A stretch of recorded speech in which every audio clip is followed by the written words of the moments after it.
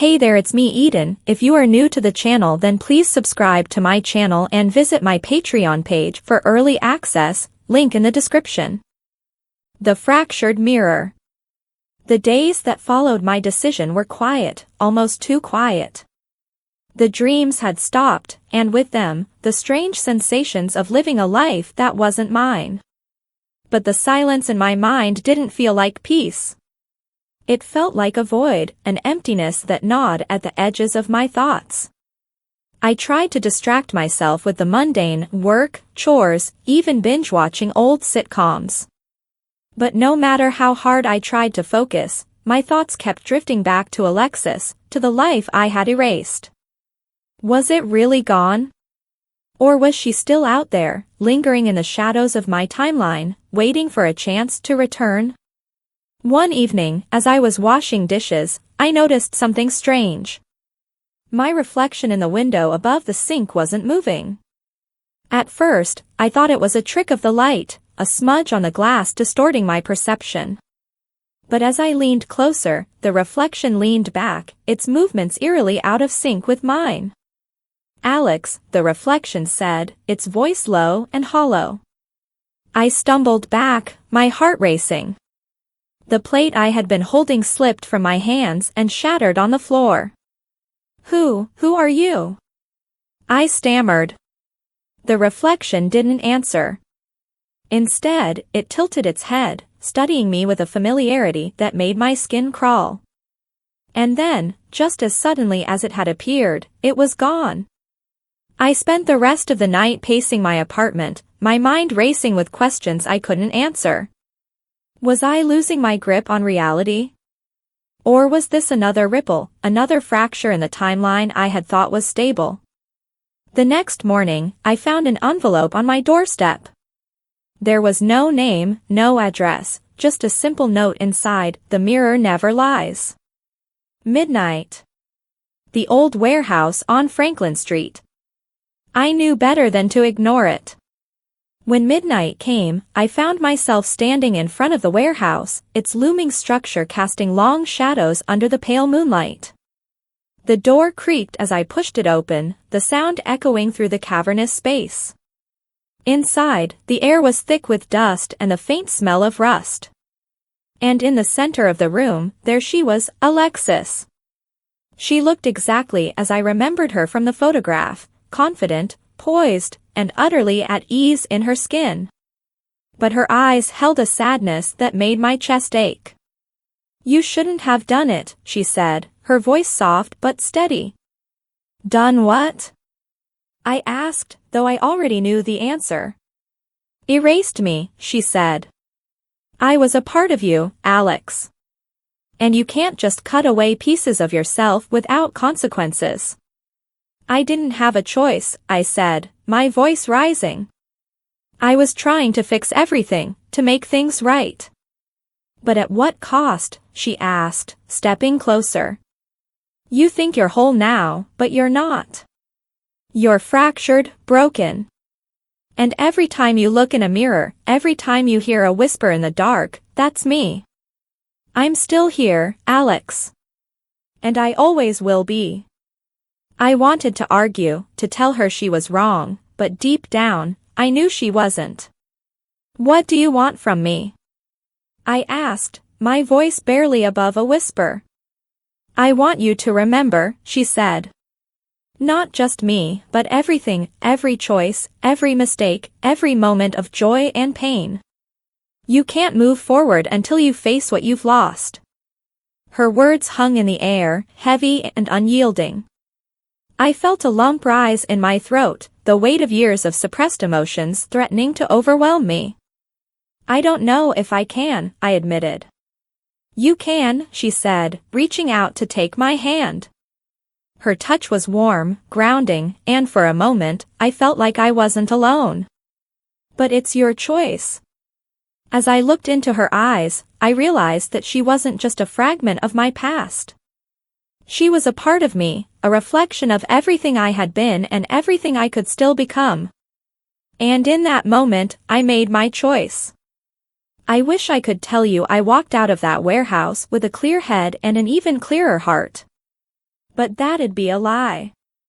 Truth is, I spent the whole ride home feeling like I was dragging chains behind me.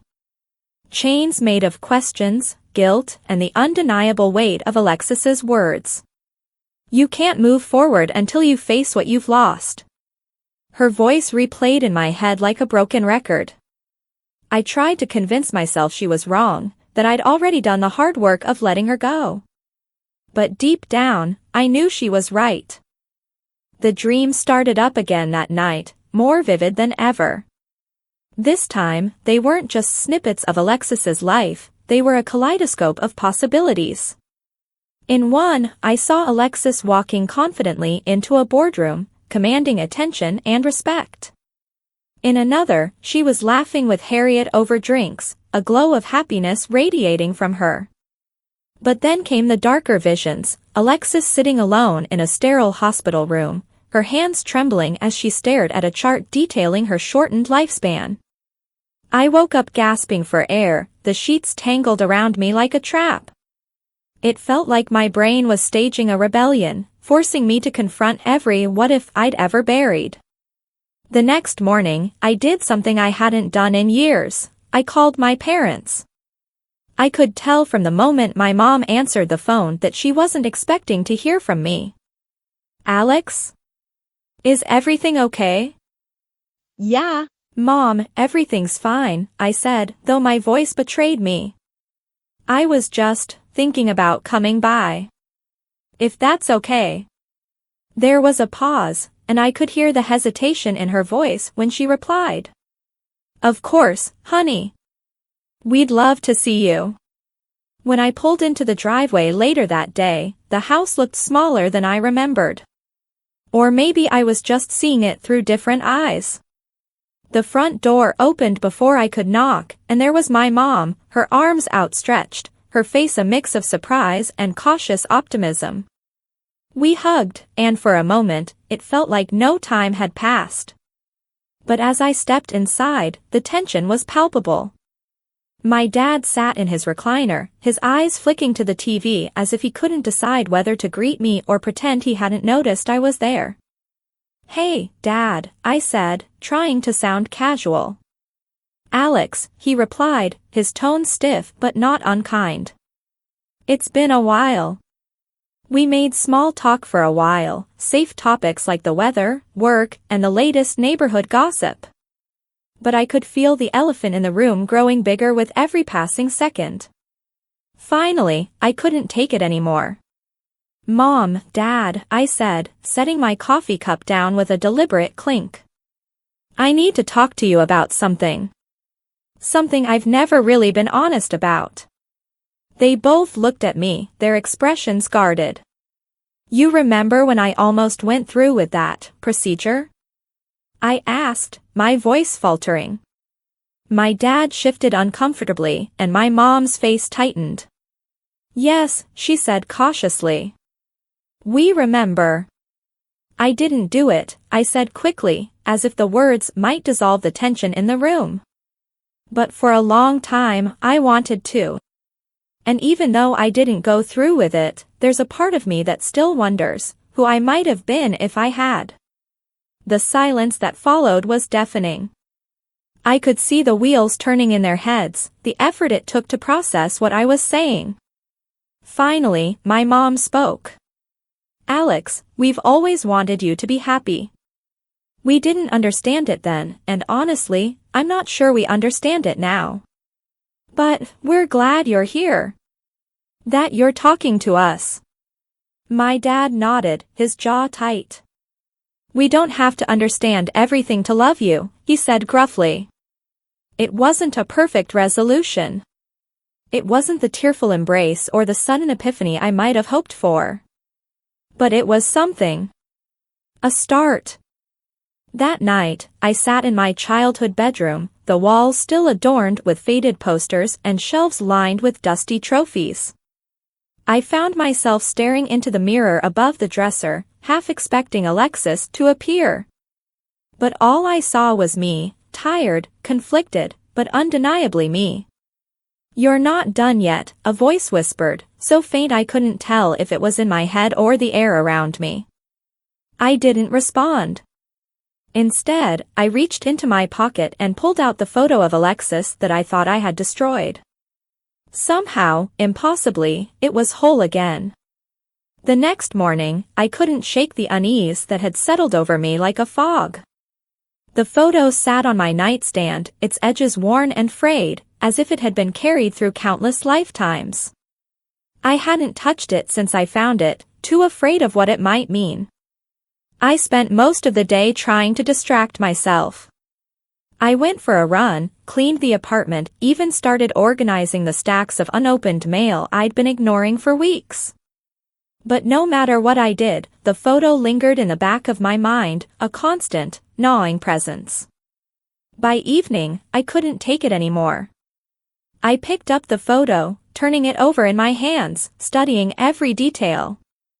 The version of me in the picture, Alexis, seemed almost alive, her smile warm and inviting, her eyes filled with a confidence I'd never felt.